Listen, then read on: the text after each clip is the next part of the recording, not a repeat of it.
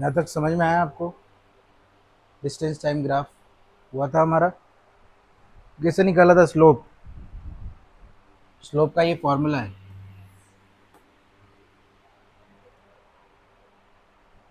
Clear है? Y axis समझ में आ रहा है? ये वाई एक्सिस है, ये एक्स एक्सिस। तो इसमें जो ऊपर वाला रहेगा वो क्या रहेगा? ऊपर क्या रहेगा? y2। ये y2 है, ये y1। ये क्या है? x2। ये वाला। और ये x1। तो इसमें 2 सेकंड लिया था यहाँ पे, और ये 3 सेकंड लिया था हमने। ठीक है। अगर इसको आपको इन टर्म्स ऑफ डिस्टेंस लिखना है तो आप क्या लिखोगे? d2 minus d1 divided by t2 minus t1। अब आपके बुक में वो d जो है उसको s के फॉर्म में लिया है। किसके फॉर्म में लिया है? s। दिखाई दे रहा है आपको? क्या? डिस्टेंस। क्या बोल रहे हो? कहाँ लिखा है? ऐसा स्पेसिफिक नहीं है। डिस्टेंस को या डिस्प्लेसमेंट को s लिख सकते हैं वहाँ पे। मैंने d के फॉर्म में ले रहा हूँ। यहाँ पर बुक में आपके s2 minus s1 divided by t2 minus t1 किया है। क्या?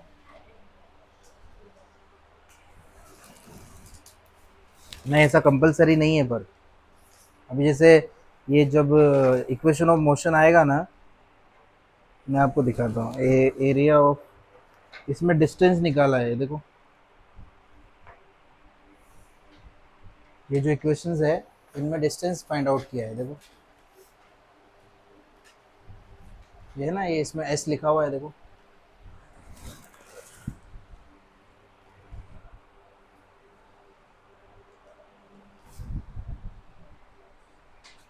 हाँ, आपको डिफरेंशिएट करना है तो कर सकते हो।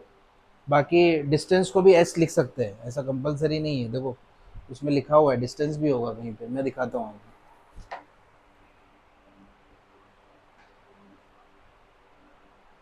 ये देखो यहाँ क्या पूछा है?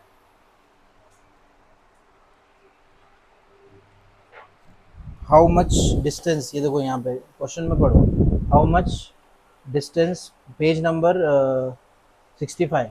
उसमें वो क्वेश्चन में क्या लिखा हुआ है? Example number 4.8, page 65। उसमें लिखा है how much will be the distance travelled by the car before, लिखा है before coming to a stop.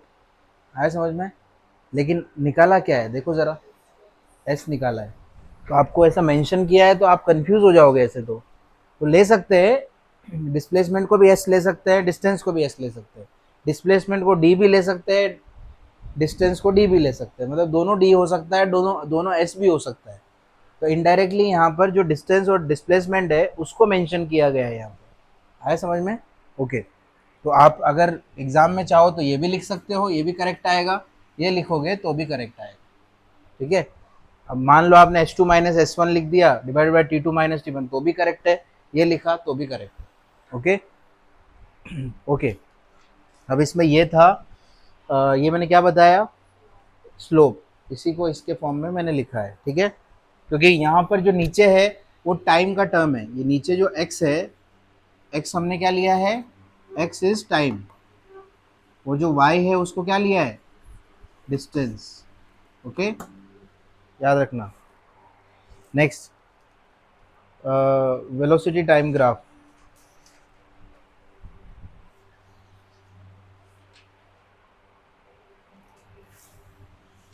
Velocity time graph.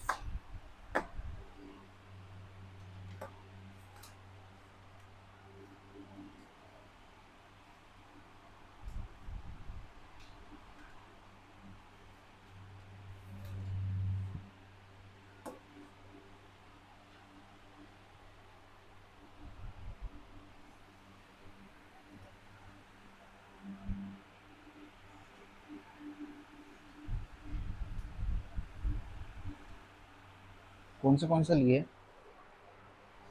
3 लिए ना?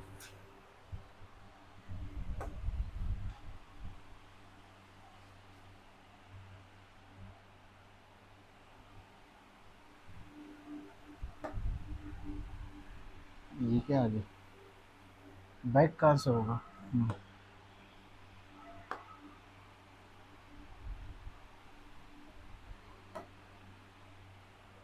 व्यू का ऑप्शन नहीं आ रहा इधर।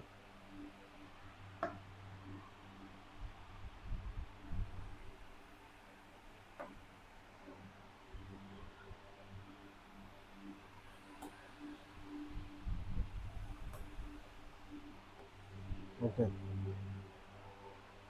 देखो वेलोसिटी टाइम ग्राफ में आपको डिफरेंट डिफरेंट टाइप के ग्राफ दिए गए हैं। मैंने लास्ट टाइम आपको इसमें भी बताया था कि अगर सपोज डिस्टेंस टाइम ग्राफ है तो उसमें भी स्लोप होंगे ना डिफरेंट डिफरेंट। आई थिंक इसी में देखा था, हाँ ये सब। तो इसमें देखा था रेस्ट, रेस्ट में वो स्ट्रेट जाएगा ऐसे।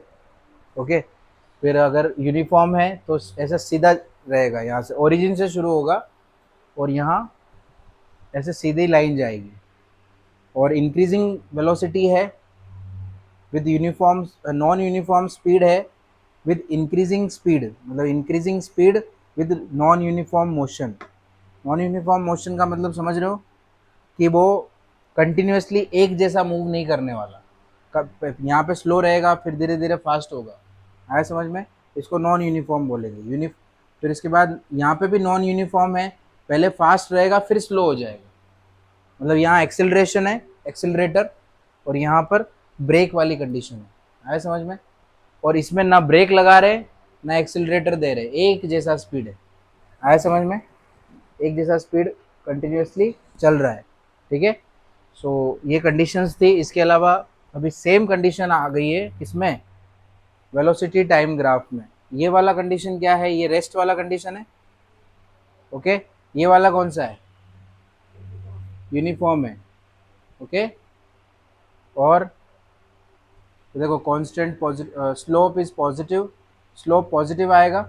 क्यों पॉजिटिव है? बिकॉज ओरिजिन से शुरू हो रहा है और ऐसा सीधा जा रहा है। जो ओरिजिन है, देखो ये ओरिजिन होती है ना ऐसे लीनियर इक्वेशन में, तो ये कैसे जाएगा? Positive. Okay, slope is zero, इसमें जीरो है स्लोप, यहाँ तो कोई स्लोप आने नहीं वाला, आया समझ में? अगर आप x2 माइनस x1 भी करोगे तो वो तो कुछ मिलेगा नहीं ना आपको इसमें। यहाँ पर स्लोप मिलेगा, कैसे मिलेगा? ऐसे, ऐसे स्लोप निकालते हैं, आया समझ में? ऐसे ट्राइंगल बनाना है और उसके बाद फिर ऐसे आपको डॉटेड फॉर्म में यहाँ पर y2 लेना है, ये y1 लेना है, ये x2 लेना है और ये x1 लेना है, ठीक है। ओके, इसमें स्लोप क्या आएगा? नेगेटिव आएगा। इसमें स्लोप क्या आएगा? नेगेटिव, ऐसे उल्टा आएगा। स्लोप नेगेटिव क्यों है? क्योंकि ये ऐसे आ रहा है, आया समझ में? ऐसे जाता तो पॉजिटिव, ऐसे आएगा तो नेगेटिव, तो यहाँ पे slope is negative. Acceleration is constant and negative, constant रहेगा एक्सेलरेशन, और नेगेटिव में जाए, वैल्यू नेगेटिव में आएगी ए की वैल्यू किस में आने वाली है? नेगेटिव। और यहाँ पर एक्सेलरेशन की वैल्यू किस में आएगी? पॉजिटिव। कैसे फाइंड करेंगे? v minus you upon T, ठीक है। स्लोप इस curve acceleration is not constant, यहाँ पर एक्सेलरेशन कांस्टेंट नहीं है, यहाँ पर एक्सेलरेशन कांस्टेंट है। देखो इसमें भी कांस्टेंट है, इसमें भी कांस्टेंट है, इसलिए स्ट्रेट लाइन में जा रहा है। लेकिन इसमें स्ट्रेट लाइन नहीं है, इसलिए ये क्या क्या है? इट इज़ नॉट कांस्टेंट, ये ऐसे ऐसे मूव कर रहा है, आया समझ में? ये ऐसे भी मूव कर सकता है, ऐसे ऐसे, जैसे ये ऐसे मूव कर रहा है ऊपर, तो ऐसे भी तो मूव कर सकता है, तो उस केस में भी कांस्टेंट नहीं होगा। जो स्लोप है, अब एक्सेलरेशन का मतलब है यहाँ पर आप स्पीड कम ज़्यादा कम ज़्यादा कम ज़्यादा कंटिन्यूसली कर रहे हो, तो उसकी वजह से मतलब ये कम से ज़्यादा की तरफ जा रहे हो, तो मतलब कंटिन्यूसली आपने एक्सेलरेटर दबाया हुआ है, आया समझ में? तो यहाँ पर क्या होगा? ये जो एक्सेलरेशन है वो कांस्टेंट नहीं आएगा, मतलब कभी ज़्यादा कर रहे हैं, कभी कम कर रहे हैं, कभी स्पीड बढ़ा रहे हैं, कभी कम कर रहे हैं, तो उस केस में ये वाली कंडीशन आएगी। ठीक है, ओके। तो ये सब कौन से ग्राफ थे? Velocity time graph. अब इसमें आपको वैल्यूज़ दी गई है, जैसे कि आपके बुक में आप देख सकते हो, कुछ वैल्यूज़ दी गई है आपको। अब आप बोलोगे सर इतना सारा दिया हुआ है इसमें, तो उससे कोई मतलब नहीं है आपको। आपको सिर्फ मतलब किससे है? स्लोप निकालने से मतलब है। एग्ज़ाम में अगर आएगा तो आपको पता होना चाहिए कि इसका नेचर क्या है, इसका नेचर क्या है, इसका नेचर क्या है और इसका नेचर क्या है। आए समझ में? आपको ये पता होना चाहिए कि ये वाला जो ग्राफ है इसमें एक्सेलरेशन क्या होने वाला है? ज़ीरो। तो ये आपको पता होना चाहिए। जो ऑब्जेक्ट है वो रेस्ट में है, जो हाँ at rest with the constant velocity. यहाँ कांस्टेंट वेलोसिटी है, यहाँ वेलोसिटी में कोई चेंज नहीं आएगा, तो एक्सेलरेशन भी क्या होगा? ज़ीरो। इसमें पॉजिटिव होगा ये वाली कंडीशन में, इसमें नेगेटिव होगा। तो ये एग्ज़ाम में आने वाला है। कैसे आएगा? इस तरीके से आएगा। आपको ग्राफ दिया जाएगा या फिर ये कंडीशन दी जाएगी, तो आपको ग्राफ बनाना पड़ेगा। आए समझ में? ग्राफ बहुत कम आता है, चांसेस रेयर है। मोस्टली ग्राफ के थ्रू कंडीशन लिखने के लिए आती है। आपको ग्राफ ऐसा अलग से बनवाया है क्या?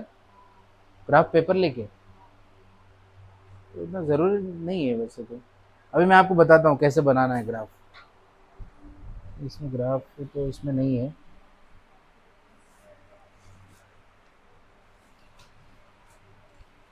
मैं सिंपली बता देता हूँ कैसे बनाना है आपको। अब जैसे मान लो आपने एक स्ट्रेट लाइन लिया, ओके, ये लिया। अब इसमें क्या करना है, जैसे एक एक कोई भी एग्जांपल लेके चलते हैं।